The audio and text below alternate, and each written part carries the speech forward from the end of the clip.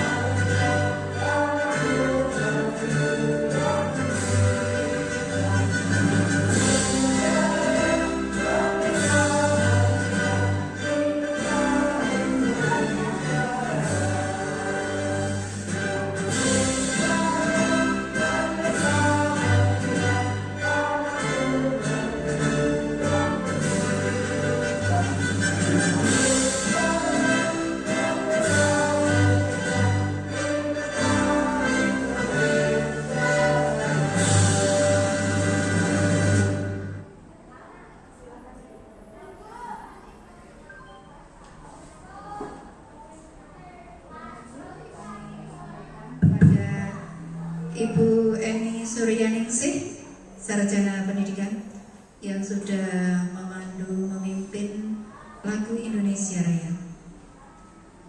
Acara yang ketiga, sambutan Kepala Sekolah SD Negeri Sleman 5 atau yang mewakili, kami persilahkan. Bapak Ibu sekalian, berhubung Ibu Kepala Sekolah Ibu Suprihatin SPD sedang ada keperluan rapat koordinasi di Polres Sleman, maka acara sekolah akan diwakilkan oleh Bapak Agung Ardianto SPD. Kami persilahkan.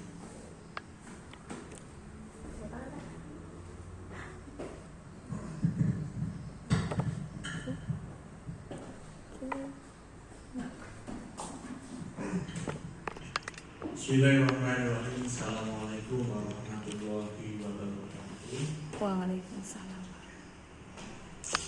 Terima kasih atas waktu yang diberikan kepada saya untuk mewakili Ibu Kepala Sekolah memberikan sambutan sepatah dua patah kata dalam acara ini. Sebelumnya puji dan syukur kehadirat Allah Subhanahu wa taala mari kita sampaikan atas rahmat hidayahnya sehingga kita pada hari ini masih senantiasa mendapat kesehatan, kesempatan bertemu dalam keadaan selamat, dan semoga apa yang akan kita laksanakan nanti akan berjalan dengan semaksimal mungkin dan dalam keadaan lancar. Terima kasih saya sampaikan kepada beliau Ibu MC atau narasumber, MC atau pembawa acara. Kemudian saya ucapkan terima kasih juga kepada Ibu narasumber Ibu Eni dan kepada Bapak Ibu guru sekalian SD SMP 5 atas kehadirannya di kelas 6 ini untuk melaksanakan bersama-sama paparan presentasi terkait dengan budaya positif yang akan disampaikan oleh Bu Heni terkait dengan salah satu tugasnya sebagai guru penggerak angkatan 7 tahun 2022. Apa yang saya sampaikan tidak banyak, hanya mengulas tentang apa pentingnya dari hal ini yang harus dilakukan, di mana nantinya harapan kami terutama apa yang akan disampaikan nanti itu bukan hanya sebagai salah satu syarat atau sebagai pelengkap saja, tapi mohon untuk diperhatikan dengan baik. Saya juga akan memperhatikan dengan baik sehingga apa yang disampaikan itu akan mendapatkan manfaat, membawakan manfaat untuk kita semua. Dan tentunya besar harapan kami nanti Bapak Ibu juga memberikan tanggapan, respon terhadap apa yang disampaikan Bu Eni sebagai wujud apresiasi atas apa yang sudah dilakukan oleh Bu Eni di dalam presentasi paparannya, sehingga nanti kita bisa belajar saling bertukar pikiran dan lebih mendapatkan manfaat lagi dari materi yang disampaikan untuk siang hari ini. Oke. Saya kira itu saja yang bisa saya sampaikan. Selamat melaksanakan presentasi, melaksanakan kegiatan di siang hari ini. Harapan kami semoga nanti kegiatan ini bisa berjalan dengan lancar, dengan semaksimal mungkin dan membawakan dampak yang positif bagi kita semua. Oke, terima kasih. Ada kurang lebihnya saya cukupkan sekian. Assalamualaikum warahmatullahi wabarakatuh. Saya kembalikan ke MC.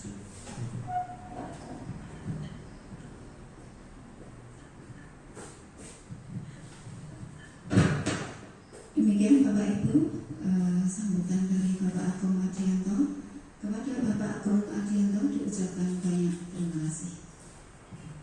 Acara yang selanjutnya yaitu pemaparan materi tentang konsep inti budaya positif kepada Ibu Heni Tafaroh, Sarjana Pendidikan, calon guru penggerak angkatan 7, kami persilahkan.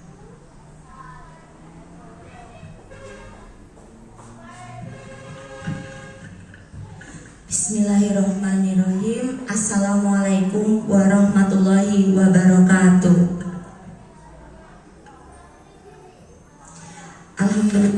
Alhamdulillahirabbil alamin wa bihi nasta'inu ala umuri dunya waddin. Wassalatu wassalamu ala asrofil anbiya'i wal mursalin sayyidina wa maulana Muhammadin wa ala alihi wa ashabihi ajmain, amma ba'du. Yang terhormat Ibu Kepala Sekolah SD Negeri Sleman 5, Bapak Ibu guru dan juga karyawan SD Negeri Sleman 5 yang saya hormati, Pertama-tama marilah kita panjatkan puji syukur kehadirat Allah Subhanahu wa taala yang telah melimpahkan rahmat dan hidayahnya kepada kita semua, sehingga pada siang hari ini Bapak Ibu dapat berkenan untuk hadir dalam kegiatan paparan aksi nyata saya pada modul 1.4, menyebarkan pemahaman atau diseminasi konsep inti budaya positif. Saya mengucapkan terima kasih karena Bapak Ibu telah berkenan memenuhi undangan saya di sini. Nanti kita sama-sama belajar, kita sama-sama untuk mempelajari apa sih itu tentang budaya positif yang pada nantinya akan kita terapkan dalam sekolah kita tercinta ini. Sholawat serta salam semoga tetap tercurah kepada junjungan Nabi Agung Muhammad Sallallahu Alaihi Wasallam yang senantiasa kita nantikan syafaatnya kepada di yaumul kiamah nanti. Amin. Kami ucapkan terima kasih kepada Bu Siswati atas waktu yang diberikan. Kemudian langsung saja saya akan menyampaikan, nanti di sini saya mengharap tanggapan, komentar, saran dari Bapak Ibu.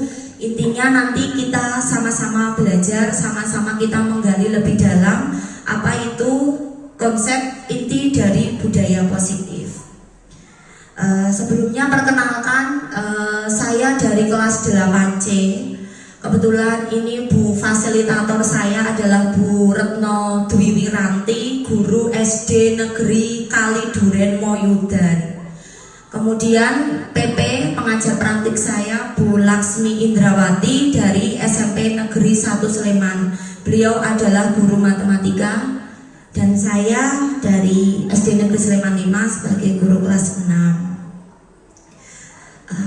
Bapak Ibu, untuk capaian pembelajaran yang akan kita dapatkan pada siang hari ini adalah nanti kita akan mempelajari tentang apa itu konsep budaya positif yang berdasarkan pada konsep perubahan paradigma atau mindset lama, yaitu stimulus respon, kemudian akan berubah menjadi teori kontrol serta nilai-nilai kebajikan.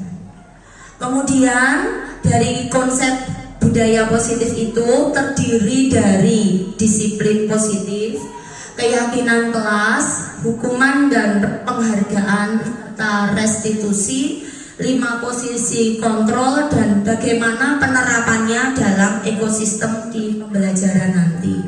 Menyusun strategi aksi nyata yang efektif untuk mewujudkan keselarasan serta seluruh di pemangku kepentingan dari sekolah itu. Jadi dibutuhkan kolaborasi dan kerjasama sehingga penerapan dari budaya positif itu senantiasa bisa mengakar, bisa menjadi sebuah pembiasaan. Tidak hanya pada saat itu juga, tetapi bisa lebih kontinu serta konsisten untuk dapat kita terapkan di lingkungan sekolah ini. Dan kemudian secara reflektif dan kritis dari penerapan budaya positif harus kita utamakan, harus kita tujukan kepada kebutuhan murid. Nah, Bapak Ibu yang saya hormati, ya saya yakin bahwa kita semua sebagai guru di sini sudah bertahun-tahun, sudah punya pengalaman mengajar, mendampingi, mendidik, memotivasi, memfasilitasi peserta didik kita secara utuh agar mereka dapat berkembang secara lahir maupun batin sesuai dengan kodratnya, baik sebagai manusia maupun dalam anggota masyarakat. Mereka di sini sekolah dan menempuh pendidikan secara merdeka, maka kita harus menciptakan bahwa pentingnya budaya positif di sekolah itu untuk mengembangkan anak-anak agar mereka memiliki karakter budi pekerti luhur, terutama sesuai dengan profil pelajar Pancasila. Konsep dari inti budaya positif di sini ada 6. Apa yang dimaksud dari budaya positif itu nanti kita akan mempelajari disiplin positif dan nilai-nilai kebajikan universal. Ada pula tentang motivasi, hukuman, penghargaan, serta restitusi, keyakinan kelas, kebutuhan dasar manusia dan dunia berkualitas. Restitusinya di sini 5 posisi kontrol guru dan penerapan segitiga restitusi. Khusus di modul 1.4 ini sama halnya dengan materi yang ada pada PMM tentang disiplin positif. Mungkin dari Bapak Ibu sudah yang mengakses PMM itu materinya hampir sama dengan materi yang ada di PMM. Jadi menceritakan tentang inti dari budaya positif. Baik, untuk yang pertama yaitu disiplin positif dan nilai-nilai kebajikan universal. Nah, di sini bahwa Stephen R. Covey, dia adalah seorang psikolog dan juga psikiater yang sangat peduli dengan dunia pendidikan. Jika kita sebagai guru ingin punya kemajuan secara perlahan atau kita akan maju secara sedikit demi sedikit, maka yang akan kita ubah adalah sikap kita atau perilaku kita. Tapi kalau kita ingin memperbaiki ataupun ingin melakukan suatu gebrakan yang lebih, maka yang kita ubah adalah keterampilan kita, kerangka acuan kita, apa yang menjadi dasar, apa yang menjadi pondasi kita, itu yang kita ubah, itu yang kita kuatkan. Kemudian, nah coba di sini kita akan praktek ya. Nanti Bapak Ibu mungkin dengan teman sebelahnya tidak apa-apa, atau dengan belakangnya juga boleh. Nanti berpasangan untuk yang satu menjadi A atau yang satu juga menjadi B. Oke, siapa yang mau jadi A dulu atau salah satu dulu? Orang pertama mungkin. Orang pertama nanti bertugas untuk mengepalkan tangan, menggenggam ya. Ibaratkan Bapak Ibu di situ punya berlian yang banyak di situ yang sangat berharga. Coba Bapak Ibu genggam erat. Nah, itu untuk yang posisinya ya sebagai orang pertama. Kemudian yang orang kedua berusaha temannya untuk membujuk bagaimanapun caranya supaya orang tersebut atau teman kita mau membuka kepalan tangan tersebut. Monggo Bapak Ibu mungkin bisa dipraktekkan, mungkin Bu Tanti dengan Bu Sur atau Bu Hati dengan Pak Wahyu. Ya, coba dikepalkan tangannya. Nah, nanti orang lain berusaha membuka kepalan tangan itu. Mbak Atun mungkin yang membuka orang lain, bukan diri kita sendiri. Berusaha orang lain berusaha untuk membuka kepalan tangan Bapak Ibu. Entah bagaimanapun caranya, bagaimana kepalan tangan dari teman Bapak Ibu itu bisa terbuka. Gitu. Oke, terus. Nah, sekarang bergantian. Yang tadi sudah berusaha membuka, sekarang yang mengepalkan tangannya. Entah mau dipaksa, mau diceneng-ceneng atau apa terserah. Yang penting nanti ya didikilik juga boleh, tidak apa-apa. Nanti akan terbuka atau tidak. Sampun. Nah, coba. Nah tadi teman-teman, ketika kita itu disuruh membuka, ada yang berhasil atau tidak? Tidak, ada yang berhasil. Berarti kesimpulannya di sini adalah apa ya? Mengapa kita harus membuka kepalan tangan kita? Mengapa kok kita bisa bersikeras, tidak usah dibuka aja, ini berlianku di sini kok, kamu nggak boleh membuka.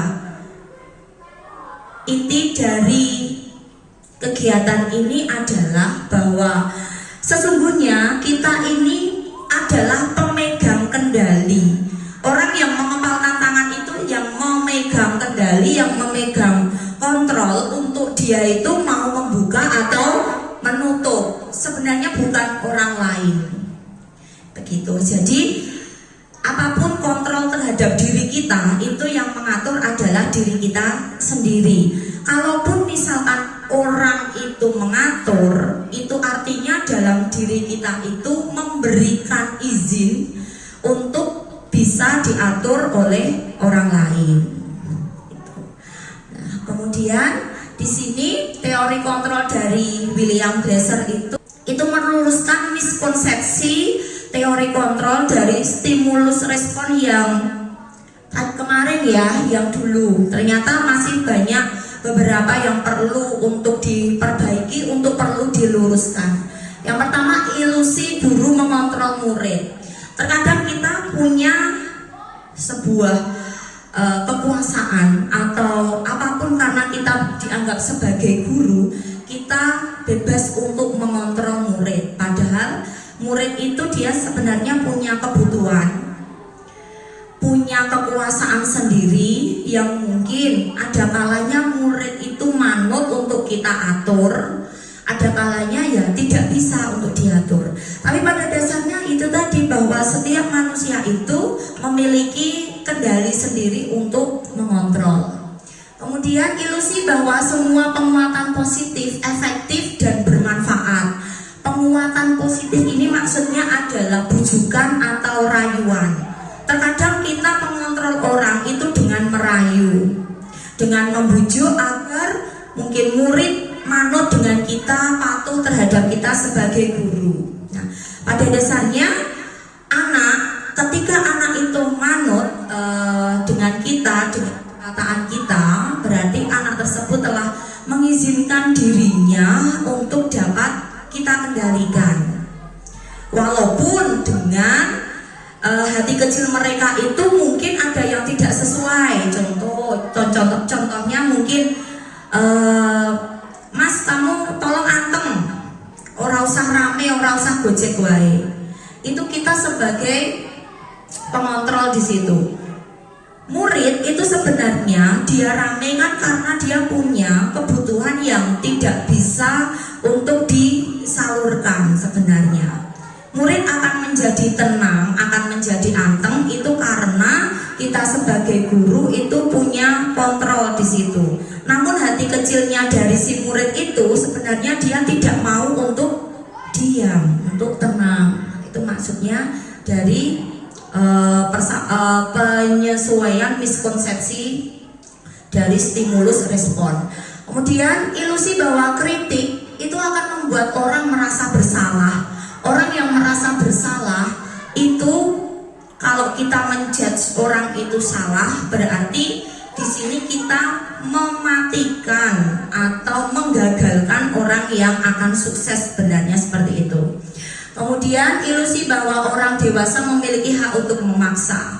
Kita memaksa anak SD, murid kita paksa sesuai dengan apa yang kita harapkan. Nah, ini sebenarnya memang anak itu dalam dirinya ya dia juga sama, dia punya kendali, punya posisi kontrol untuk mengatur dirinya sendiri yang mungkin akan bertentangan dengan kontrol yang akan kita harapkan. Nah, di sini perbedaannya bagaimana seseorang bisa berubah dari paradigma lama sebagai stimulus respon ke pendekatan dengan teori kontrol yang diterapkan oleh Covey.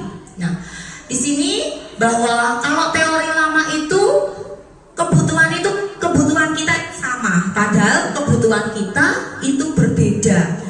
Baik kita sebagai guru maupun masing-masing murid itu memiliki kebutuhan yang berbeda dan memiliki gambaran yang berbeda. Tujuan kita pun berbeda, tetapi sama-sama kita memiliki tujuan.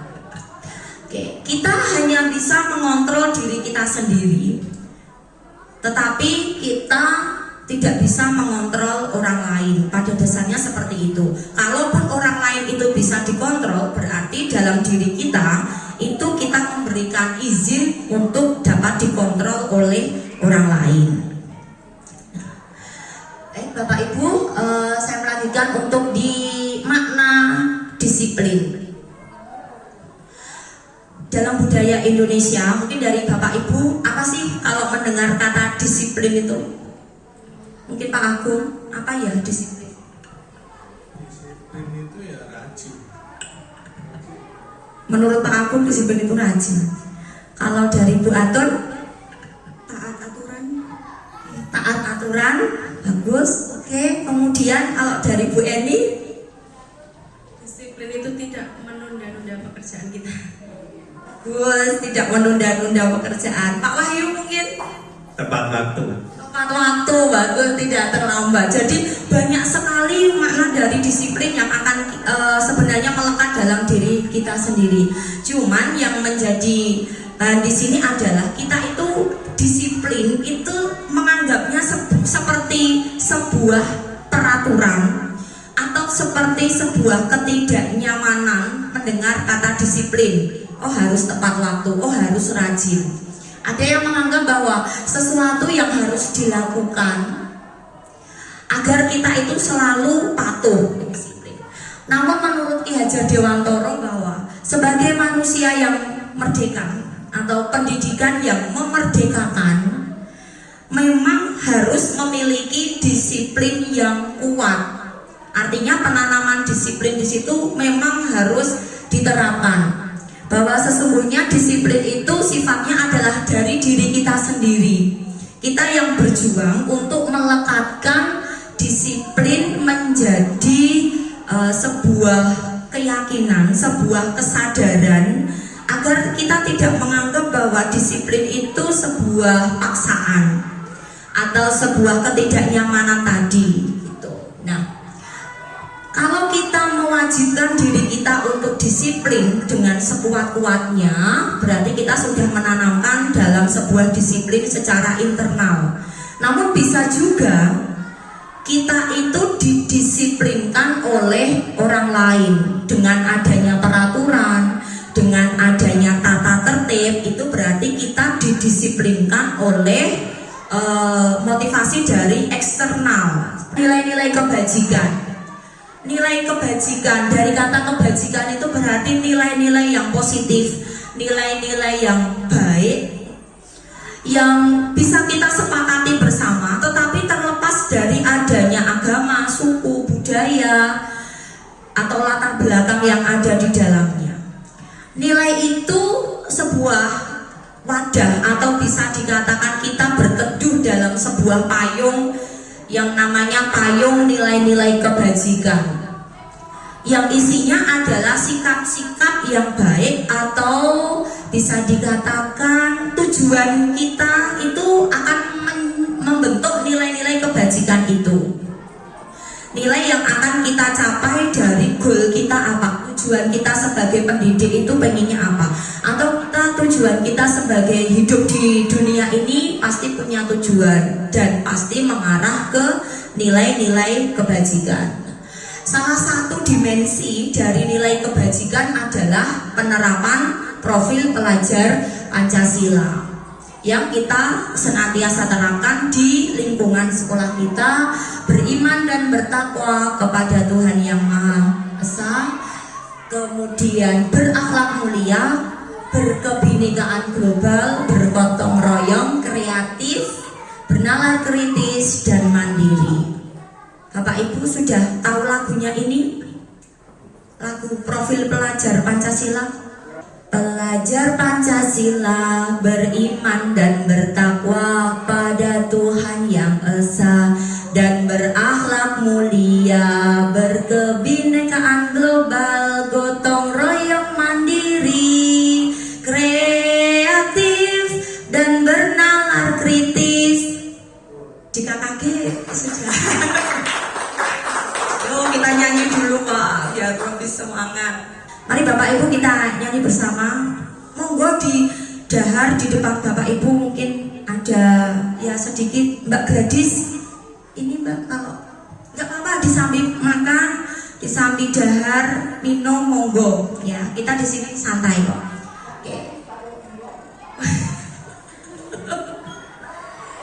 Bapak Ibu kita nyanyi dulu ya tentang profil pelajar Pancasila. 1, 2, 3. Pelajar Pancasila beriman dan bertakwa pada Tuhan Yang Esa dan berakhlak mulia, berkebinekaan global, gotong royong mandiri, kreatif dan bernalar kritis. Itu goal kita sebagai anak untuk murid-murid kita adalah mereka memiliki karakter profil pelajar Pancasila.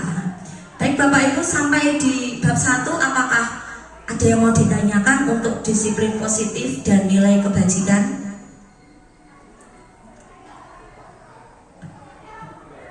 Tidak aja. Saya lanjutkan pada teori motivasi, hukuman, penghargaan, dan juga restitusi. 3 ini mereka memiliki makna yang berbeda, bahwa motivasi kita ke motivasi dulu ya. Di sini motivasi kita sebagai manusia, motivasi kita sebagai guru itu terdiri dari 3 macam. Yang pertama, untuk tingkatan yang paling bawah adalah motivasi untuk menghindari ketidaknyamanan atau hukuman. Kita namanya di sini intinya kalau kita melakukan itu supaya kita itu tidak dihukum. Nah, ini tingkatan yang paling rendah, di mana kalau kita melakukan suatu perbuatan dengan alasan atau dengan dalih supaya kita tidak dihukum, atau ya supaya tidak ditegur oleh atasan misalkan.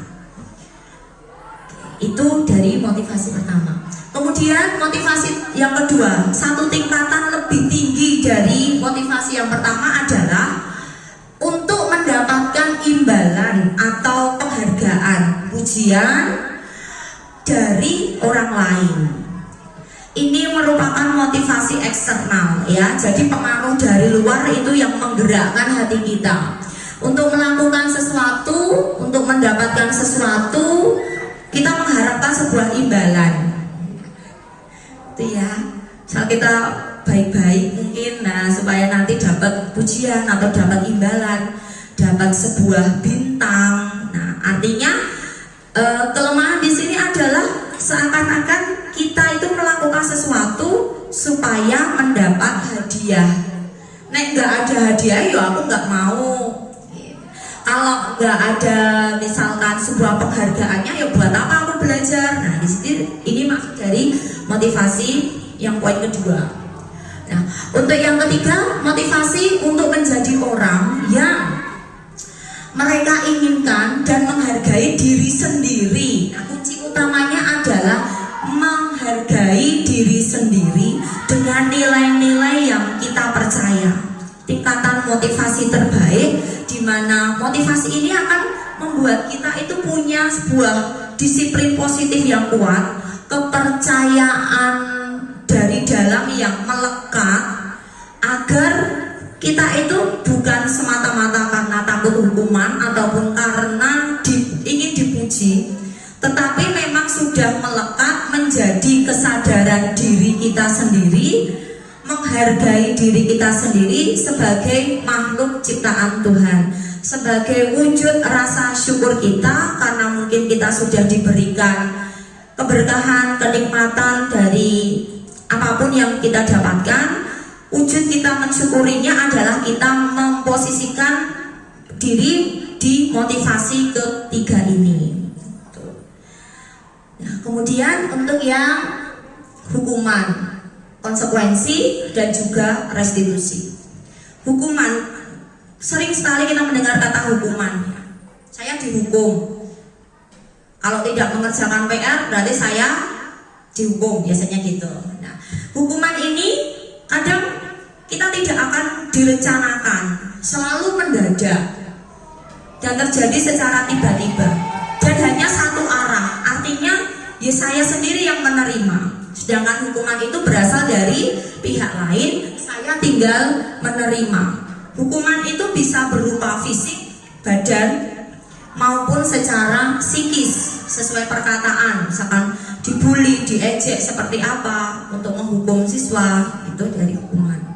Konsekuensi, kalau konsekuensi sanksi seperti kayak ya sudah direncanakan, sudah dibicarakan dulu dari awal gitu. Dan biasanya sudah disepakati oleh siswa juga, itu dari konsekuensi. Sudah dibahas dan disetujui oleh murid kita dan juga guru. Misal kalau tidak mengerjakan PR, konsekuensinya apa? Ya misalkan anak itu sudah merencanakan dari dulu kalau ada nggak ngerjain PR, ada yang minta didenda, ada yang harus mengerjakan ulang 2 kalinya gitu. Artinya tidak serta-merta selalu dihukum. Misalkan kamu nggak ngerjain PR, diri di lapangan, hormat bendera, angkat 1 kaki, itu merupakan sebuah hukuman ya. Kemudian kalau restitusi itu lebih mengarah pada intinya adalah berkolaborasi, bekerja sama antara pihak yang satu dengan pihak yang lain, bisa guru dengan siswa, atau mungkin siswanya bermasalah, bisa siswa dengan siswa, guru sebagai posisi kontrolnya, itu bisa. Yang mengajarkan bahwa murid itu jika melakukan kesalahan, jika melanggar sebuah disiplin, maka tindakan perbaikannya adalah dari dalam diri siswa itu sendiri, idenya siswa itu sendiri. Mereka yang berusaha untuk berpikir, mereka pengen jadi orang seperti apa. Karena anak-anak yang biasanya mengalami pelanggaran itu, mereka adalah anak-anak yang gagal untuk memenuhi kebutuhannya. Ada kebutuhan anak itu yang tidak didapatkan dalam dirinya itu. Nah, jadi kita sebagai guru dalam penerapan restitusi ini, ya kita ingin tanyakan anak itu pengen jadi seperti apa. Kok kamu melakukan ini, alasannya apa? Lalu solusinya bagaimana? Gitu. Nah, kemudian bagaimana caranya dia memperlakukan orang lain? Gitu. Jadi solusinya berasal dari diri anak itu sendiri. Kita hanya mengarahkan, kita hanya membimbing anak itu untuk bisa berpikir, gitu, untuk menemukan solusi yang terbaik. Nah, oke, coba di sini kita akan ada pertanyaan sebenarnya. Ini termasuk hukuman atau konsekuensi? Lari mengelilingi lapangan basket 2 kali karena terlambat hadir, itu juga saat itu juga nanti hukuman, dihukum saat itu juga. Dan yang ketiga, membersihkan coretan yang dibuatnya di meja tulis. Anak-anak dia sudah nyoret kemudian dibersihkan, berarti konsekuensi. Apa yang dia perbuat tanggung jawabnya yo, nek wis nyoret-nyoret yo dia ngresiki, itu konsekuensi. Terus murid diminta push up. Nah, hukuman fisik ya. Kemudian mengganti kertas tugas teman yang telah dicoret-coret. Konsekuensi, ya betul. Kemudian berjemur di lapangan basket jam 12 siang karena ngobrol dengan teman. Apa Pak Wahyu? Hukuman atau konsekuensi? Hukuman. Terus ini murid karena nggak pakai sepatu warna hitam, terus bertelanjang kaki itu nyeker ya.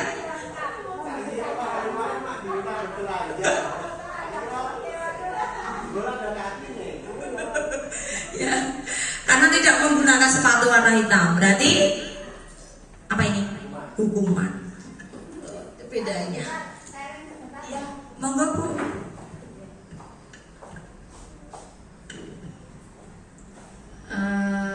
Sharing aja sesuai dengan yang saya pahami ya. Kebetulan saya juga sudah membaca modul tentang itu. Jadi ini buat bahan diskusi.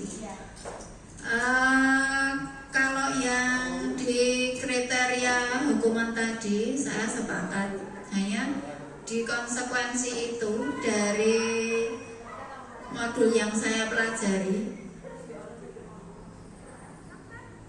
ketika sudah ada peraturan kemudian di situ ada jelas misalnya aturannya apa gitu, terus di situ tertulis juga konsekuensinya itu apa, sehingga yang namanya sebuah apa ya, kalau dikatakan ini hukuman atau konsekuensi itu, jadi perbedaannya kalau hukuman itu kadang-kadang nggak nyambung dengan apa yang sudah dilakukan murid. Tetapi kalau konsekuensi itu dicocokkan dengan peraturan yang sudah disepakati. Kalau bisa jadi peraturan itu disepakati oleh guru dan murid, atau bisa jadi peraturan itu dibuat oleh sekolah, sehingga dari apa yang saya pelajari di modul itu dikategorikan konsekuensi ketika anak itu melakukan kesalahan, kemudian ditunjukkan aturan yang sudah disepakati di situ, baik itu aturan yang memang benar-benar atas hasil kesepakatan guru dan murid, ataupun memang peraturan yang sifatnya mengikat yang sekolah yang membuat. Jadi aturan itu ditunjukkan, loh ini loh kamu melanggar aturan ini, terus anak sendiri kemudian menyimpulkan berarti aku konsekuensinya apa, di aturan itu ada gitu. Jadi itu ya yang sedikit saya tangkap antaranya hukuman dan konsekuensi. Kalau hukuman itu jelas di situ nggak ada tertulis kalau itu melanggar aturan itu terus hukumannya harus itu, enggak. Bisa jadi pokoknya telat kok push up hukumannya, kan nggak nyambung gitu ya. Tapi kalau konsekuensi itu di situ tertulis jelas, ada tata tertib tertulis jelas.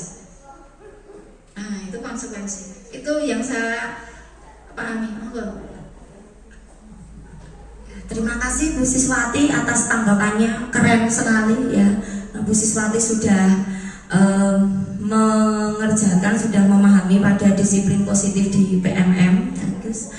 Nah, dari hukuman maupun konsekuensi, ya betul sekali yang disampaikan Bu Siswati, bahwa yang namanya hukuman itu tidak selalu nyambung dengan apa yang kita lakukan kesalahannya.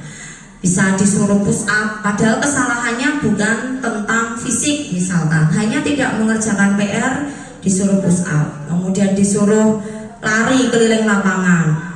Tapi kalau konsekuensi itu tadi, biasanya kita pada awal pembelajaran itu memang kita akan membuat kontrak belajar atau kesepakatan kelas dengan anak-anak. Jadi yang mungkin dengan kelas 1 sampai kelas 6 memiliki kesepakatan kelas yang berbeda, dan isinya adalah berupa peraturan dan juga konsekuensi apa yang akan diterima anak jika anak itu melanggar dari konsekuensi. Nah, kemudian ini contoh-contohnya lagi, berdiri di depan kelas, tapi 1 juga hukuman ya. Oke, terus membersihkan tumpahan air di meja. Ada anak botol minumnya jatuh, airnya tumpah, kemudian dia bersihkan. Ini namanya bukan hukuman tetapi konsekuensi. Anak di situ, wah iki aku numpahke, yo tak resiki. Mungkin dari awal sudah dibuat kesepakatan bahwa kalau yang membuang sampah sembarangan nanti konsekuensinya apa. Kemudian kalau mengotori kelas harus tanggung jawabnya bagaimana. Itu dari wujud dari konsekuensi. Kemudian duduk di pinggir lapangan tidak diperbolehkan. Nah, ini hukuman. Kemudian ini diminta kita tinggal 15 menit, berarti konsekuensi. Kalau tidak mengerjakan PR, berarti kamu harus mengerjakan di sekolah. Tetapi resikonya adalah kamu tidak istirahat misalnya. Itu konsekuensi. Nah, kemudian dari bab yang ketiga tentang keyakinan kelas. Bapak Ibu, mengapa namanya keyakinan kelas kok bukan peraturan kelas atau bukan tata tertib kelas? Mengapa harus dinamakan menjadi keyakinan? Padahal mungkin itu anak-anak juga belum tahu. Yang familiar dengan anak-anak itu kesepakatan. Tapi kalau untuk keyakinan, anak-anak juga baru tahu kemarin karena saya ikut ini kok ada keyakinan gitu. Nah, kalau misalkan Bapak Ibu memakai sepeda motor, pakai helm. Mengapa kita itu punya aturan kalau naik sepeda motor harus pakai helm? Apa Pak Agung? Biar apa? Biar aman. Oke. Mengapa kita harus cuci tangan? Kalau pas pandemi kemarin sering-sering cuci tangan harus pakai masker. Berarti alasannya? Oke, biar higienis, biar jaga kesehatan, ya toh. Nah, jadi bahwa kita menyadari kalau kita pakai helm itu kan supaya aman. Nah, aman kemudian sehat, keamanan kesehatan itu adalah salah satu nilai kebajikan yang akan kita tuju. Jadi dari nilai-nilai kebajikan itu kan sudah harus melekat dalam diri kita. Kita tujuannya itu pengen aman, pengen tetap sehat. Bukan karena nanti nek ada polisi itu ditilang. Nah itu beda motivasinya. Tapi karena kita meyakini bahwa helm itu untuk keamanan, melindungi dari cedera kepala. Kemudian kalau pakai masker ya juga melindungi badan kita agar tetap sehat. Itu berarti kita memang sudah meyakini bahwa nilai-nilai itu adalah nilai-nilai yang positif. Itu bukan sebuah peraturan, tetapi menjadi keyakinan. Nah, di sini kemudian akan membentuk keyakinan kelas atau sekolah. Bagaimana caranya atau prosedurnya bagaimana? Di sini kalau kita sebagai guru pasti kita menghadapi anak-anak kita berjenjang dengan kondisi yang berbeda-beda. Kita kumpulkan anak-anak dalam satu kelas. Ya, sebelumnya kita kenalkan dulu apa itu keyakinan kelas. Apa itu kita setting dulu anak-anaknya, kasih penjelasan dulu supaya mereka itu memahami apa yang akan mereka buat. Nah, di sini kita bisa musyawarah, bisa curah pendapat tentang peraturan yang akan disepakati. Kemudian anak-anak satu kelas semuanya mencatat apa yang anak-anak inginkan untuk menjadi sebuah peraturan di situ. Boleh ditulis di papan tulis, boleh ditulis di kertas. Nah, semua anak menulis apa yang mereka yakini sebenarnya. Terus di situ kita akan mulai menyusun keyakinan kelas dengan mengganti kalimat yang negatif menjadi kalimat yang positif. Kebanyakan anak-anak akan menulis tidak boleh buang sampah sembarangan, tidak boleh membuli teman. Nah, anak-anak kebanyakan akan menulis masih menggunakan kata-kata negatif. Jadi nanti kita luruskan bahwa penggunaan kata-kata negatif itu diganti menjadi kata-kata yang positif. Tidak boleh membuang sampah sembarangan berarti dengan membuang sampah harus pada tempatnya. Kemudian tidak boleh membuli, berarti kita harus menghargai, menghormati teman kita. Nah, jadi kalau masih ada yang menggunakan kata jangan atau bukan, harus diganti dengan kata-kata yang positif. Lalu peraturan kelas itu kita tinjau, sudah pas atau belum. Kita temukan nilai kebajikannya, Jadi sebenarnya keyakinan kelas itu tidak harus 32 siswa atau 32 keyakinan, tidak. Tetapi buat dalam misalkan di bawah satu payung, yaitu payung nilai-nilai kebajikan. Bisa hanya sejumlah 8 atau 7 yang nanti bisa kita rangkum poinnya masuk kemana, itu dari nilai-nilai kebajikan yang kita sepakati. Misalnya tidak membuli teman, berarti menghormati teman.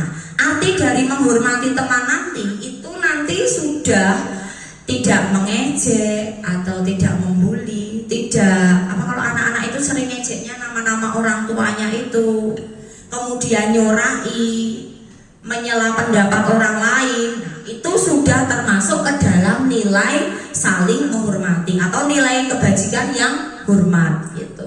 Jadi tidak harus banyak-banyak. Nanti kalau terlalu banyak, anak-anak akan kesulitan nih menghafalkan.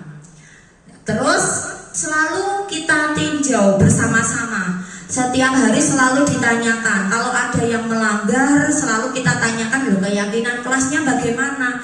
Yang membuat kamu sendiri, ya kan? Kita selalu mengingat, dan terus kalau sudah disepakati itu lalu ditandatangani satu kelas.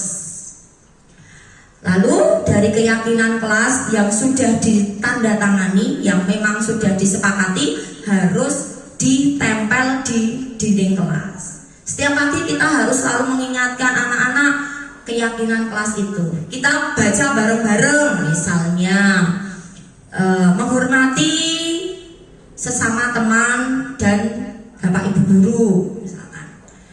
Kemudian bersungguh-sungguh dalam belajar, bertanggung jawab dengan tugas yang dimiliki. Nah, jadi poin-poinnya saja.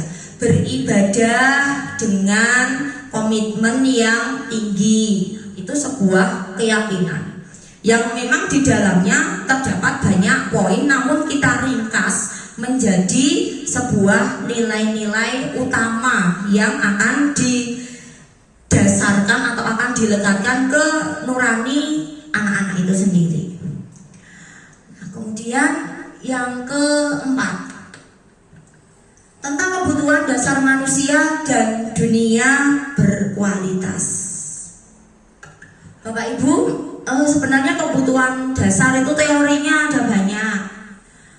Ya, yang saya sampaikan di sini, kebutuhan dasar manusia, dari kebutuhan untuk bertahan hidup atau survive, kemudian cinta dan kasih sayang, love and belonging, kebebasan, freedom, dan kesenangan, fun, lalu kekuasaan atau power.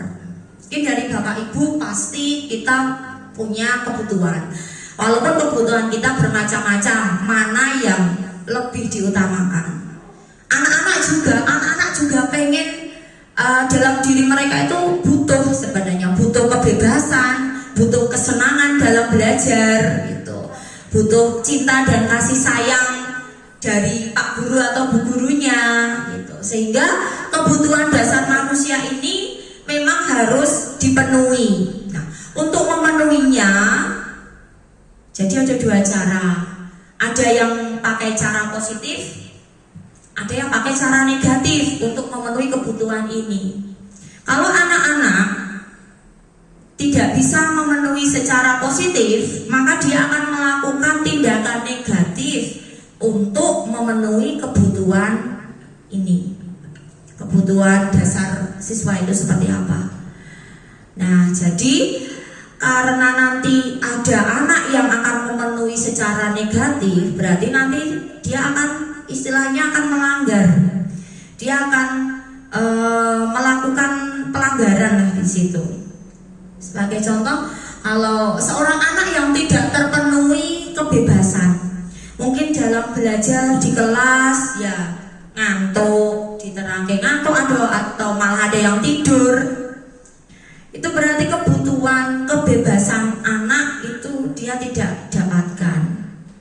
Kadang anak-anak kepengennya ya belajar itu sambil bebas, ada yang pengen di luar kelas, ada yang pengen belajar sambil bermain, apalagi dari jam 7 sampai nanti jam 12, mereka akan senantiasa ya untuk kebutuhan ini selalu ingin terpenuhi semuanya. Kebutuhan untuk kasih sayang, kita sebagai guru, kalau misalkan kita tidak bisa membagi kasih sayang ke siswa, pasti ada siswa yang dia cenderung terkucil di situ. Baik kasih sayang terhadap teman maupun dari diri kita sendiri. Nah, nanti anak-anak yang tidak mendapatkan kasih sayang seperti itu, biasanya mereka akan cenderung menjadi pendiam dan hanya memiliki satu teman biasanya. Temannya memang itu saja, itu satu teman itu. Jadi kebutuhan cinta dan kasih sayangnya kurang terpenuhi. Terus, nah coba nanti ini Bapak Ibu saya meminta untuk tanggapan reflektifnya. Dari kebutuhan dasar tadi kita buat dalam lingkaran. Nah, untuk membuat dalam lingkaran itu dapat menjawab pertanyaan dari 1 sampai 7. Coba mungkin dari Bapak Ibu untuk sejenak berpikir, kira-kira kalau Bapak Ibu berumur ya 35 tahun, 32 tahun, 40 tahun, kebutuhan lebih sudah kelewat. Nah, nanti hal-hal apa yang sudah dimiliki untuk menjadikan bahwa dunia Bapak Ibu itu berkualitas. Ini dari Bapak Ibu ada yang mau sharing? Nanti ini pertanyaannya bisa memandu untuk menceritakan. Nah, ini Bu Tanti. Iya. Ya toh. Nah, coba Bu Tanti yang berbagi pengalaman kisah hidup Bu Tanti. Di sini ya. Nah.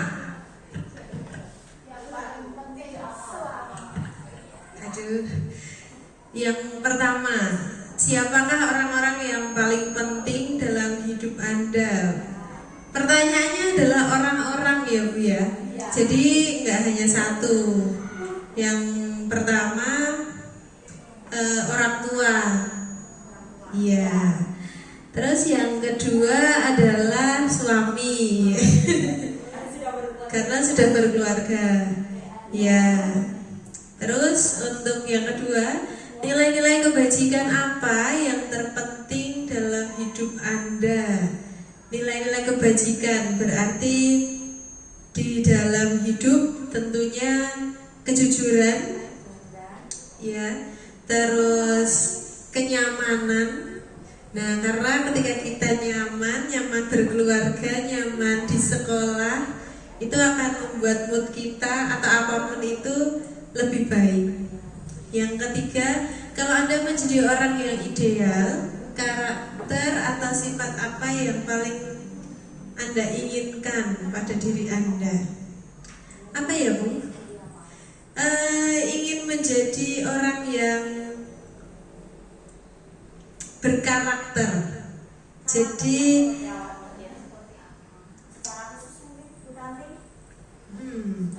spesifik ini.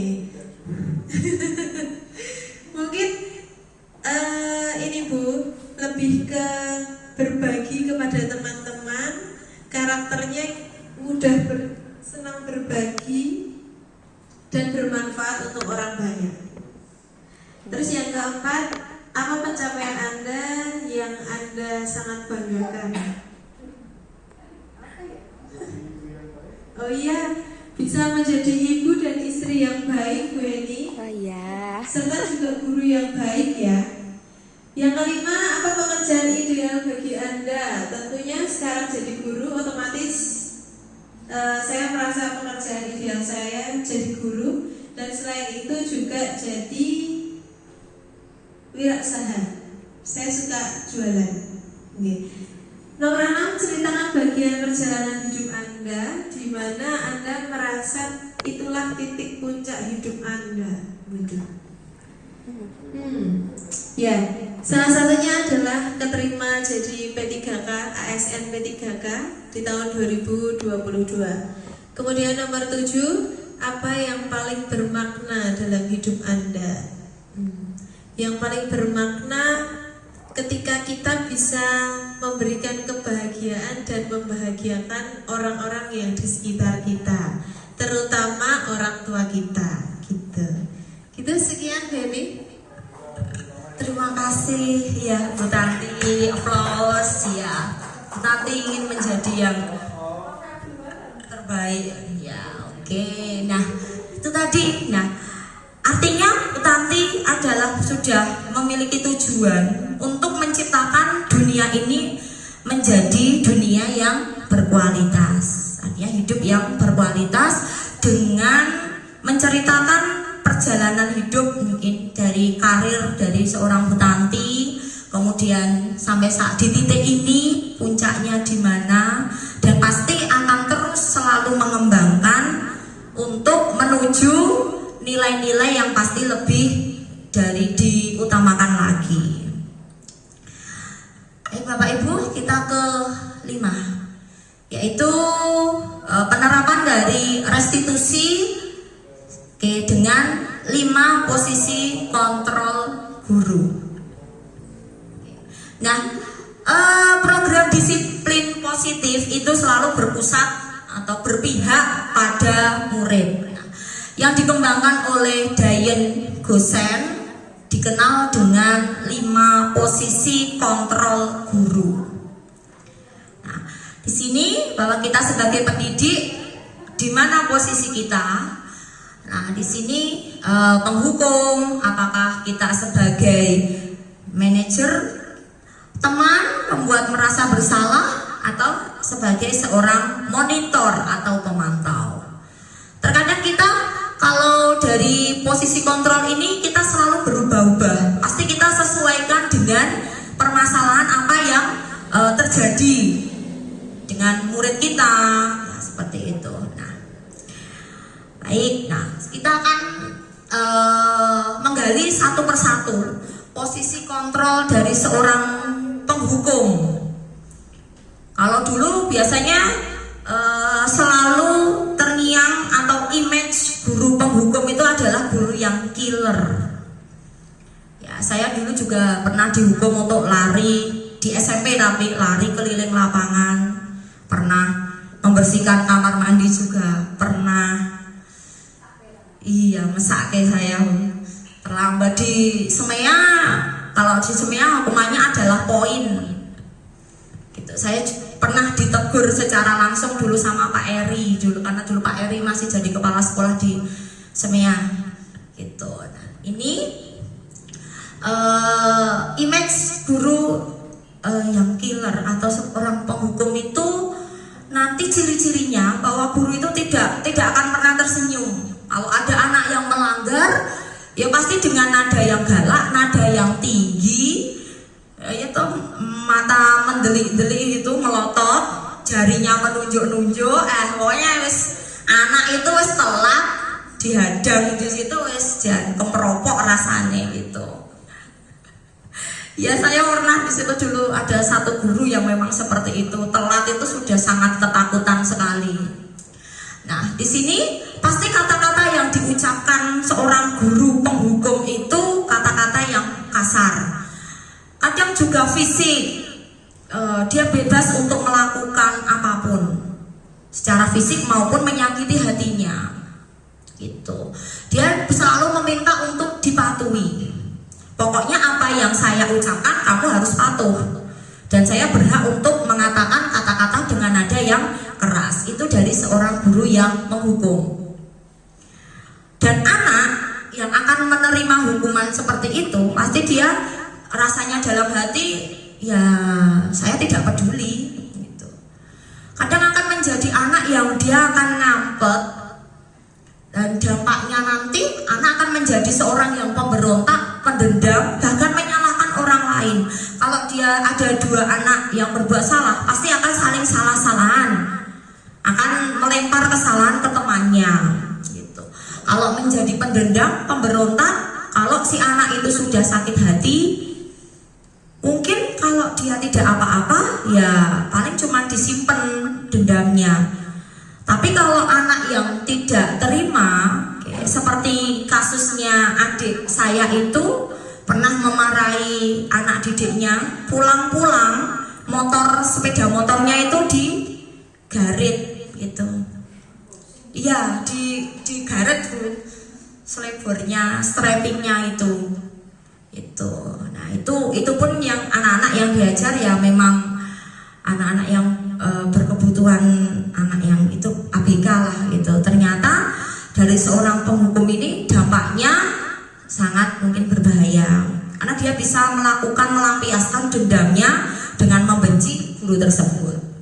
Nah, dampaknya tadi pada murid, dia akan mengulangi kesalahan, ya pasti akan telat lagi, akan dihukum lagi, anak akan semakin menjadi agresif, dan guru itu akan diletakkan di luar dunia yang berkualitas karena memang sudah tertanam kebencian sebenarnya. Bukan semakin takut, bukan semakin semakin takut, tapi malah anak semakin menjadi pendendam, malah semakin berani dengan Pak Guru atau Bu Guru itu. Kemudian posisi yang kedua adalah guru pembuat merasa bersalah. Kita ya membuat anak ini seakan-akan terpojok, seakan-akan anak ini salah gitu, seakan-akan anak kita diem merenung, meratapi apa kesalahannya. Nah, di sini ya guru berbeda dengan yang penghukum tadi. Kata-katanya ya lesu, ya lemah lembut, kemudian lagak-lagaknya sedih. Itu seorang guru yang membuat merasa bersalah. Nanti satu kelas itu bisa diem semuanya. Kamu nggak kasihan sama Bu Guru, terus diem. Terus kayak gitu bener. Apa orang tuamu nggak kecewa? Mereka akan diem merenung, nggak ada yang berbicara sepatah pun. Dalam diri mereka adalah mereka itu mengibaratkan bahwa mereka itu salahnya besar dan menjadi anak yang gagal di situ dalam diri mereka. Sehingga yang ada mungkin ya maafkan saya. Nanti mereka akan menyembunyikan, bisa jadi mereka berbohong dan merasa bahwa dia itu tidak berharga. Itu karena sudah seakan-akan kesalahannya itu besar sekali. Mereka ratapi kesalahannya. Tapi apakah cara ini efektif? Ternyata tidak. Anak-anak ketika sudah merenung gitu, ya nanti juga akan kembali lagi. Kemudian teman. Di sini kita memposisikan sebagai teman, sahabat anak-anak. Ya kita menganggap bahwa murid kita baik SD, SMP, SMA, menganggapnya ya murid kita itu menganggap guru ya sebagai teman. Jadi nanti murid itu kita kata-katanya ramah, ya koyo koncone ramah. Kemudian kadang-kadang kita ajak bercanda gitu. Anak-anak yang melanggar itu tidak pernah dibentak-bentak, ya dianggap seperti biasa. Ya nanti bantu ya demi Bapak, kan kamu sudah tak tolongin toh. Nah sekarang gantian kamu yang bantuin Bapak. Itu kayak seperti teman sendiri. Nanti Bu Guru bantu nyapu kelasnya. Ning sekarang diem dulu ya. Gitu. Jadi nanti anak yang berpikirnya ya gurunya ya seperti temannya sendiri. Nah di sini resikonya adalah anak itu menjadi ketergantungan. Artinya dia itu akan manut hanya dengan guru itu saja. Dia akan patuh itu kalau yang nyuruh ya gurunya itu, yang menganggapnya sebagai teman, nanti dia akan manut. Tapi kalau di seorang guru yang lain, nanti dia diatur oleh guru yang lain, belum tentu dia akan manut. Nah, di sini akan menjadi tidak mandiri dan kadang tidak bisa memutuskan. Kemudian sebagai pemantau atau monitor. Namanya monitor atau memantau berarti Bapak Ibu guru itu sudah menyiapkan data-data, sudah menyiapkan catatan, bukti-bukti fisik itu sudah disiapkan. Kata-kata yang diucapkan datar, tidak marah, tidak sedih, tidak halus, ya dengan bahasa yang formal. Kalau ada anak yang melanggar, ya tinggal ditanya peraturannya apa. Itu kan. Kalau kamu melanggar ini, konsekuensinya apa? Gitu. Dan anak nanti seolah-olah bahwa di sini itu ya kalau saya nggak, misalkan itu tadi ya, saya akan dapat bintang kalau saya dapat nilai berapa Bu. Gitu. Kemudian kalau tidak ada hukumannya ya berarti nggak ngerjain juga tidak apa-apa. Jadi kalau untuk yang monitor dan pemantau ini dia syarat dengan penghargaan maupun konsekuensi. Kalau nanti apa peraturannya? Oh, peraturannya harus mengerjakan PR. Kalau nggak mengerjakan PR berarti harus piket kelas selama 1 minggu. Nah, itu nanti anak sudah pasti akan mengetahui. Dia akan melakukan sesuatu itu harus ada imbalannya, harus ada konsekuensi dari apa yang sudah dilaksanakan. Hasilnya dia akan taat kalau dia diawasi. Terus dan menitik beratkan pada dampak pada diri sendiri untuk mendapatkan hadiah atau hukuman. Nah, kemudian yang terakhir adalah posisi yang sebagai manajer. Seorang guru yang menangani sebuah permasalahan siswa sudah memposisikan diri sebagai manajer, itu dia akan mengajukan pertanyaan-pertanyaan yang mampu membangkitkan siswa untuk menemukan solusi. Nah, kamu itu pengennya jadi apa? Mengapa kok kamu seperti ini? Oke, terus kamu mau tidak memperbaiki? Gitu. Pertanyaannya memang halus. Gitu. Tidak berpusat pada kesalahannya, tetapi pusatnya adalah pada solusi perbaikannya. Dan guru itu membimbing, kita mengarahkan anak itu untuk menemukan solusinya sendiri seperti apa. Kemudian pasti anak akan berpikir, piye yo carane aku ben orang ini gimana gitu. Nah, pasti yang dikuatkan anak di sini adalah bukan kesalahannya, tetapi pada pembentukan karakternya. Anak akan bisa mengevaluasi diri sendiri menjadi pribadi yang lebih baik. Murid pasti akan meletakkan dirinya dalam dunia yang berkualitas, gitu.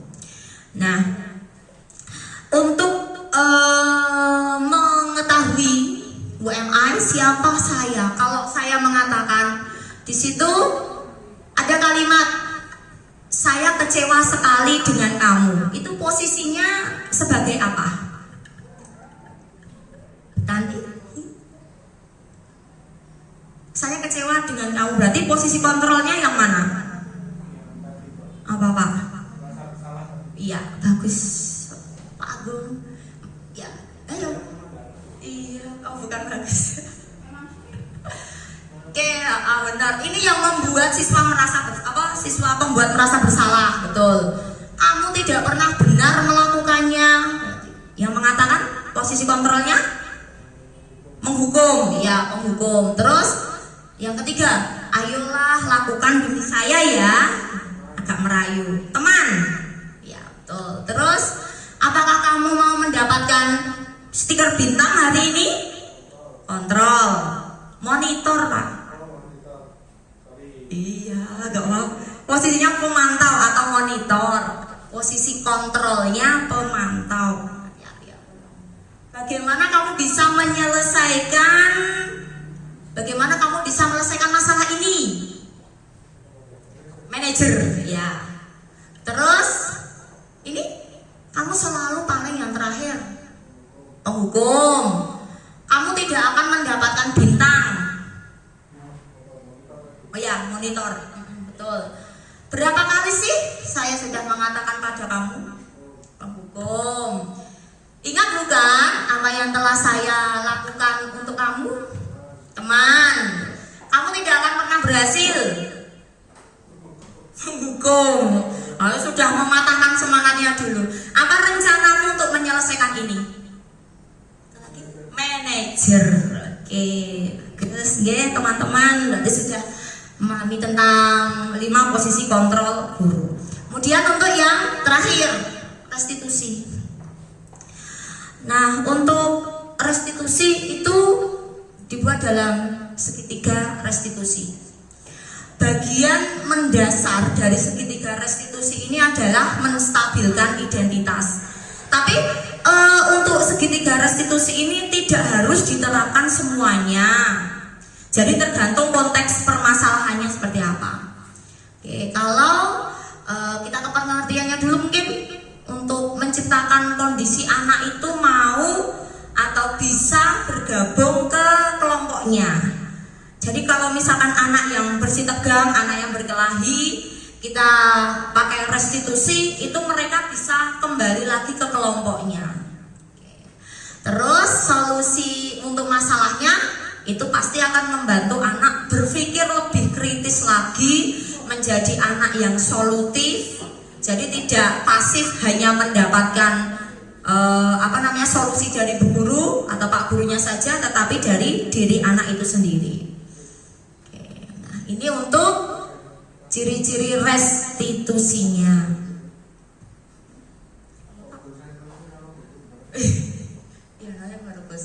Ciri-ciri restitusi. Jadi restitusi itu bukan penebus kesalahan, tapi dengan restitusi anak akan belajar dari kesalahannya untuk memperbaiki hubungan. Itu ya, bukan sebuah paksaan memang, tapi dia berupa tawaran. Kita menawarkan solusi, terus nanti anak akan melengkapi, anak akan menambah solusi yang kita tawarkan. Kalau misalkan anak tidak muncul solusinya, ya kita bantu. Terus menuntun untuk melihat ke dalam dirinya sendiri, terus mencari kebutuhan dasar, mencari cara yang baik untuk menguatkan, fokus pada solusi, dan mengembalikan murid pada kelompoknya. Oke, terus yang pertama, menstabilkan identitas. Kalau kita mau melaksanakan segitiga restitusi, yang pertama adalah dengan menstabilkan identitas. Anak yang berbuat kesalahan itu adalah anak yang gagal dalam mencukupi kebutuhannya. Gitu. Jadi kalau ya anak melanggar, ya pasti ada kebutuhan yang tidak tercukupi, gitu aja. Nanti di sini kalau kita menjudge anak salah, ya nanti anak akan lebih merasa gagal. Jadi kita stabilkan dulu emosinya, dirinya kita stabilkan dulu. Dengan kata-kata berbuat salah itu nggak apa-apa, tapi kita tidak membenarkan kesalahan loh ya, bukan ngono kuwi iki bener, tidak. Kita hanya bilang bahwa Dek, berbuat salah itu nggak apa-apa. Semua manusia itu pasti punya kesalahan, kan gitu. Jadi anak yang sudah dibombong atine kayak gitu kan, dia harus merasa rotu ayam dilit gitu kan. Nah, tidak ada manusia yang sempurna. Pak guru juga dulu pernah kayak gitu.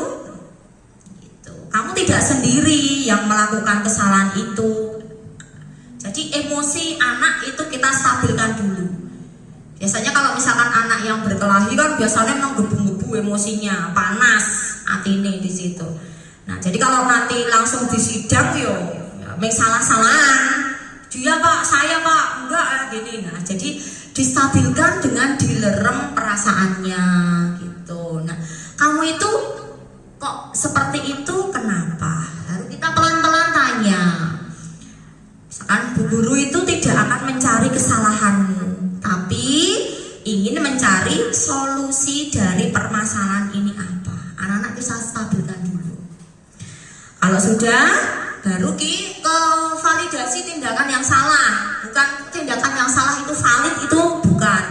Tapi dari tindakan yang salah itu, nah nanti perlahan-lahan kita gali, kita analisis penyebabnya apa. Padahal kamu bisa melakukan hal yang lebih buruk dari ini ya. Misalkan anak yang berkelahi hanya memukul, padahal dia bisa saja kan lebih dari memukul sebenarnya. Tapi kita padahal kok ya iso loh kayak gitu. Tapi kamu punya alasan mengapa kamu memukul teman kamu misalkan. Tapi anak kan pasti akan menjawab, mungkin dia akan melindungi dirinya sendiri atau sebagai perlindungan dirinya, membela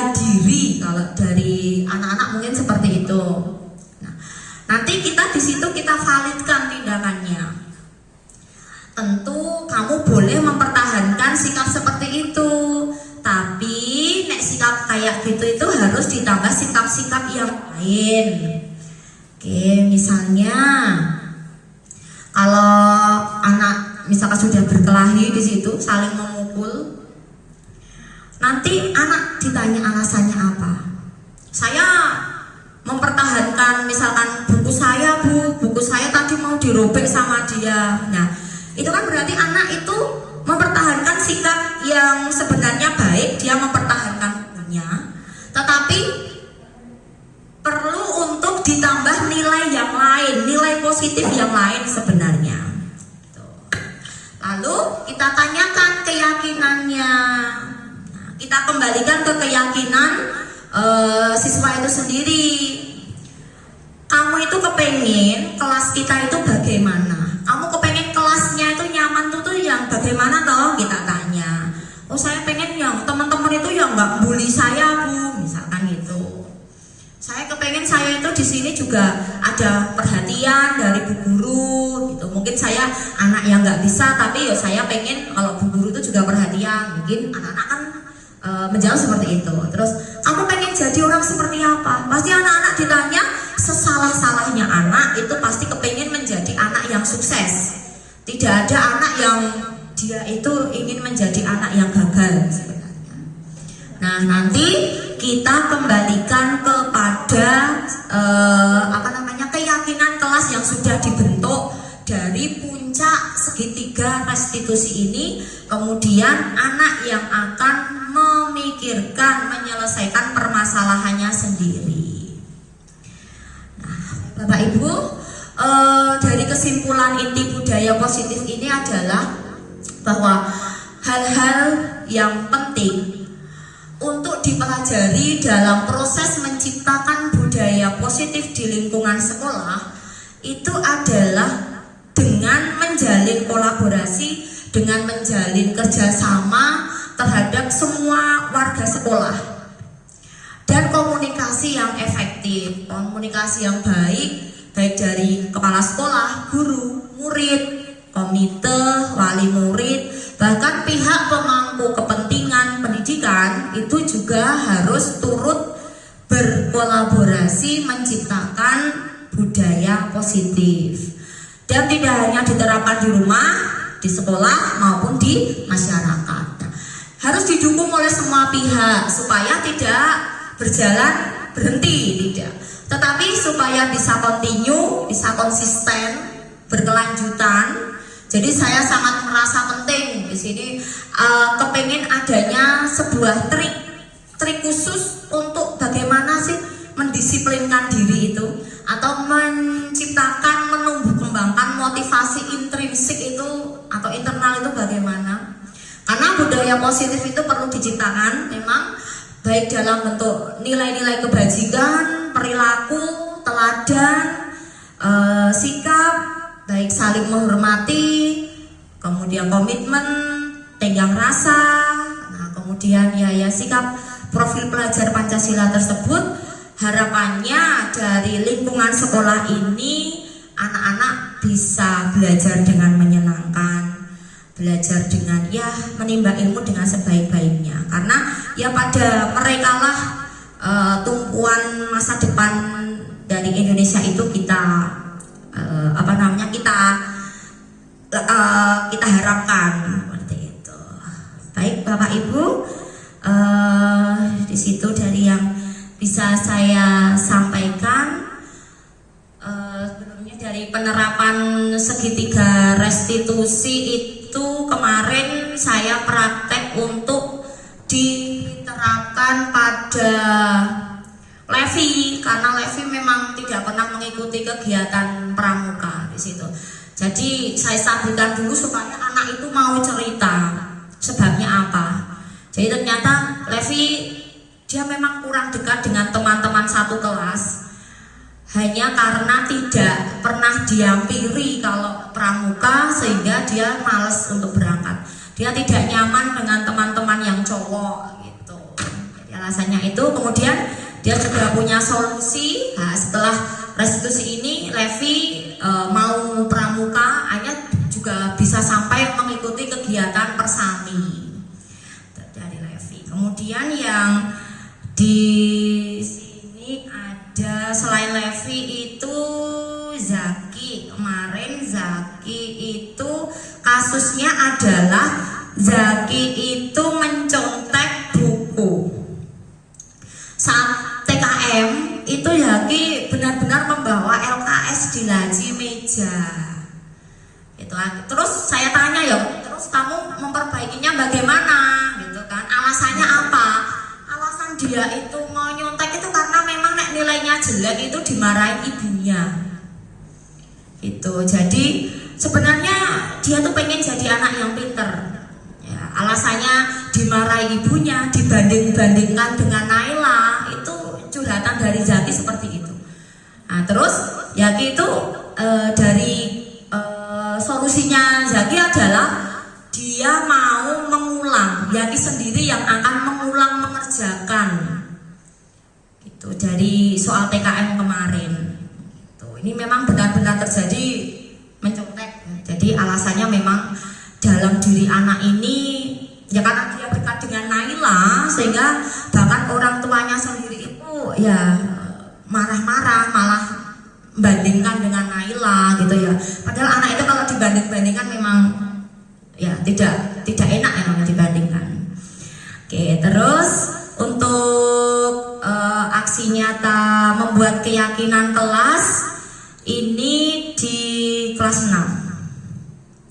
Oke, satu latar belakangnya mengapa harus dibentuk keyakinan kelas, karena memang tujuannya untuk menciptakan pendidikan karakter gitu. Terus tujuannya yaitu menumbuhkan karakter melalui budaya positif itu dari pembentukan keyakinan kelas. Pasti ada tolak ukurnya. Jadi kita mengukur keberhasilan itu dari apa? Gitu. Terus pembentukannya ini prosedurnya tadi sudah. Terus saya membutuhkan dukungan. Nah, dukungan dari siswa yang utama, guru, orang tua di rumah ini juga penting karena siswa yang di sekolah tertib di rumah sama orang tuanya nggak manut itu juga banyak. Saya diskusi dulu terkait keyakinan, nah fungsinya untuk apa gitu. Terus anak satu persatu menuliskan di papan tulis. Jadi masih berupa kata-kata negatif, punya campur 32 anak 32 tulisan. Nah nanti setelah dibentuk menjadi kata-kata yang positif, anak-anak menuliskan pada kertas post-it, lalu ditempel, ditandatangani. Kemudian disetujui bersama. Nah, kemudian diambil poin-poinnya. Saya mengambil 5 poin dari keyakinan kelas ini. PD membantu, berkomitmen gitu. Terus saya memberikan umpan balik kepada siswa. Terus saya anak-anak kelas 6 bawa HP, saya kirim pakai Google Form untuk bagaimana perasaannya dengan adanya keyakinan kelas itu. Baik Bapak Ibu, begitu saja yang dapat saya sampaikan. Ada kurang lebihnya saya mohon maaf. Mungkin nanti dari Bapak Ibu ada tanggapan, ada saran. Di sini kita belajar bersama. Saya mohon maaf apabila banyak kekurangan. Terima kasih sekali atas waktu yang diberikan Bapak Ibu untuk mendukung tugas saya di sini. Saya tidak bisa memberikan ya apa-apa, semoga Allah senantiasa memberikan keberkahan pada Bapak Ibu, amin. Waktu saya kembalikan ke Bu Siswati selaku pembawa acara. Wassalamualaikum warahmatullahi wabarakatuh.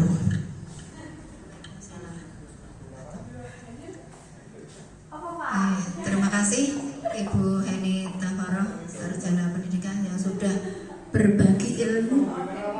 Semoga nanti di sekolah kita, di masing-masing kelas kita terapkan ya disiplin positif yang berakar dari keyakinan kelas, sehingga memang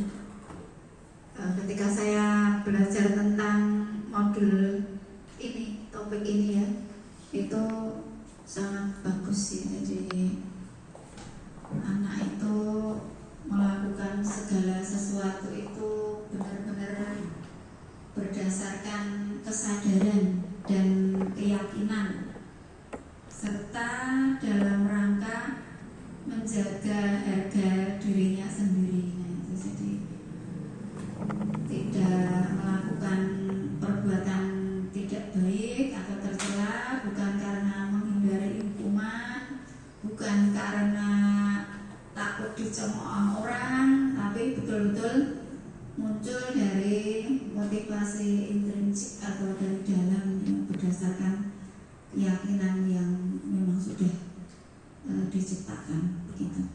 Oke. Terima kasih Bu Henita Paroh.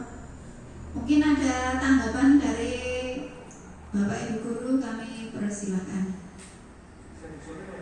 Atas kesempatan yang diberikan. Di sini ada beberapa hal yang saya garis bawahi dan memang sangat penting untuk diterima. Yang pertama terkait dengan penggunaan kata keyakinan dari kesepakatan atau peraturan bersama. Saya kira untuk keyakinan itu punya arti yang lebih dalam dan lebih bisa dipertanggungjawabkan seharusnya. Karena kalau kesepakatan itu berdasarkan ide, kalau keyakinan itu dari hati, harusnya seperti itu, dan itu merupakan hal yang harus dibiasakan untuk menggunakan istilah-istilah yang sebenarnya baru, tapi ya kalau tidak dibiasakan nanti anak tidak akan lebih leluasa dalam memakai kata tersebut. Dan mungkin itu juga bisa saya terapkan di kelas saya itu sebagai sebuah solusi dari istilah kesepakatan bersama menjadi sebuah keyakinan bersama agar anak-anak itu bisa mempertanggungjawabkan apa yang mereka putuskan dalam membuat keyakinan bersama. Bagus, terima kasih, itu menjadi tambahan ilmu yang sangat bermanfaat untuk saya. Untuk yang kedua, terkait dari peran guru tadi, ada 5 peran guru, yang antaranya penghukum, monitor, manajer, teman, dan sebagainya. Itu memang saya akui, saya secara pribadi itu sudah melakukan itu semua. Karena memang kondisional, apa yang disampaikan Bu Eni tadi juga benar adanya, kita tidak bisa menjadi salah satu saja. Kita memang sudah melakukan itu semua, dan itu sebenarnya penting dilakukan untuk menjaga kondusivitas di lingkungan kelas kita. Jadi ya memang apa yang disampaikan ini memang saya meyakini dan saya memperkuat dari diri saya sendiri, terutama bahwa hal ini benar adanya. Mungkin hanya satu tambahan saja, tambahan yang selama ini saya lakukan dan mungkin itu bisa jadi nilai positif atau bisa dipakai atau tidak, silahkan. Tambahan itu yaitu saya berusaha menjadi orang yang disegani. Disegani itu dalam hal bukan ditakuti. Segan karena satu, mungkin saya memposisikan saya itu sebagai guru yang benar-benar mempunyai intelektual tinggi. Jadi anak-anak itu meyakini bahwa apa yang saya sampaikan itu benar dan mereka butuh ilmu dari seorang guru. Jadi ketika anak-anak itu menganggap gurunya itu, wah Pak guru saya pintar banget, Pak guru saya itu kok pengetahuannya luas banget. Jadi di situ akan timbul rasa segan. Jadi ketika anak tidak paham dengan segala sesuatunya, dia tahu di mana dia harus bertanya. Nah, itu yang selama ini saya selalu pakai. Jadi saya juga khawatir ketika saya menjadi penghukum dulu ada anak yang dendam, ternyata ketika saya tutupi dengan rasa segan, tidak ada itu sepertinya yang dendam dengan saya, atau mungkin belum tersampaikan. Tapi kalau selama ini tidak ada yang seperti itu. Kemudian yang terakhir sebagai penutup konklusinya bahwa nilai positif itu memang harus diciptakan. Salah satunya dengan tadi mengubah kata negatif menjadi kata positif, kalimat negatif menjadi kalimat positif, itu juga penting itu. Jadi tidak hanya melarang, tapi menyarankan seharusnya seperti ini, atau lebih baiknya seperti ini. Jadi kita tidak hanya menjustifikasi sesuatu dengan hal yang buruk atau negatif, tapi juga harus memberikan solusi-solusi yang nyata. Karena anak itu pada dasarnya ya tadi tidak boleh dibanding-bandingkan, dan anak itu bukanlah tempat untuk mempermasalahkan segala sesuatu, atau anak itu tidak hanya dijadikan objek untuk disalahkan.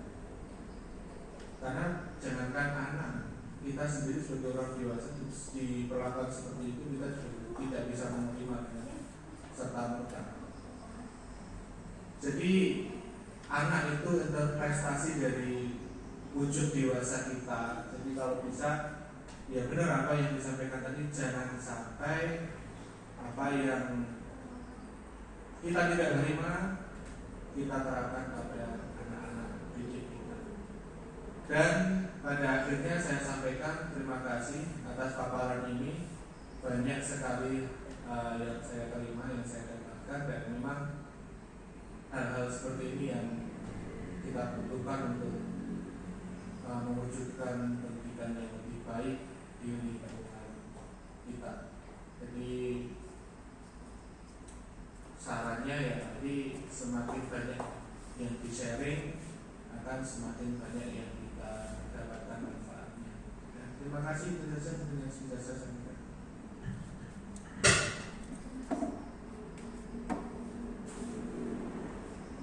Terima kasih Pak Agung atas tanggapan dan penjelasan Dari teman yang lain. Ada bekerja.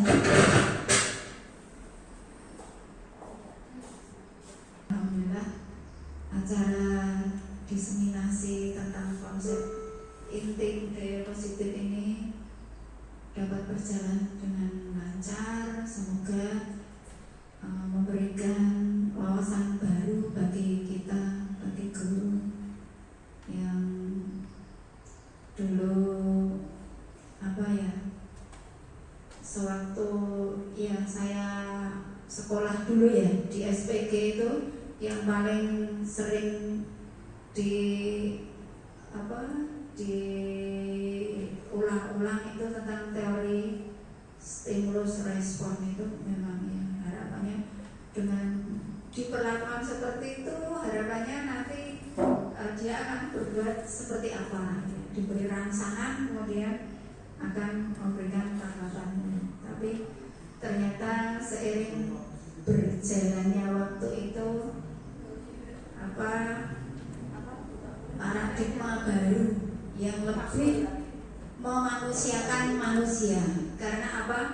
Karena pemikiran-pemikiran dari Ki Hajar Dewantara itu adalah pemikiran ke arah Indonesia merdeka, sehingga praktik pendidikan di zaman feodal itu adalah praktik-praktik yang ditiru dari pemerintah kita terhadap pemerintah kolonial Belanda. Jadi dulu kita sebagai bangsa terjajah, ya terjajah itu disalah-salahkan, dihukum, di ini itu.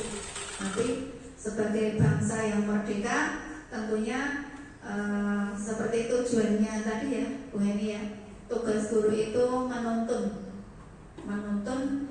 manusia, anak-anak didik kita menjadi manusia yang merdeka. Oke, untuk selanjutnya marilah kita nyanyikan bersama lagu Bagimu Negeri kepada Ibu Eni Suryaningsih. Kami persilakan untuk memandu. Ya. Dimohon berdiri dulu.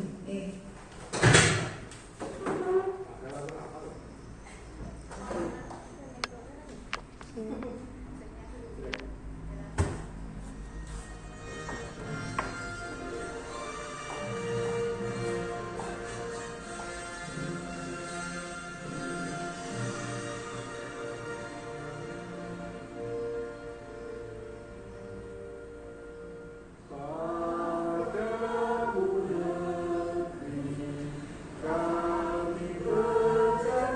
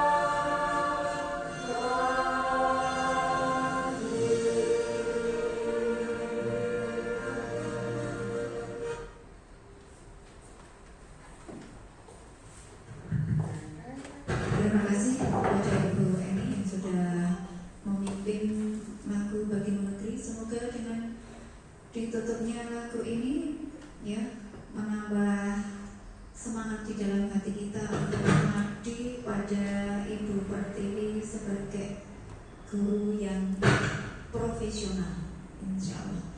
Saya pribadi selaku pembawa acara tentu saja banyak hal yang kurang berkenan, banyak tutur kata saya